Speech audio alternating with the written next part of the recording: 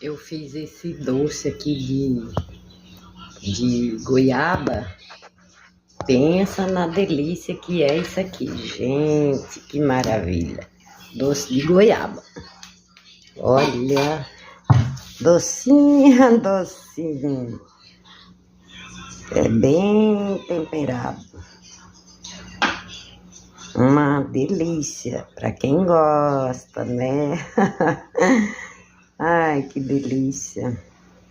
Essas goiabinhas, quando tá madura, dá um doce total. Não, mas agora falando sério, tem gente que faz sim, né? Faz só com...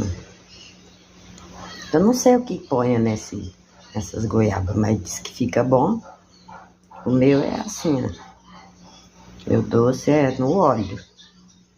E vários temperos junto.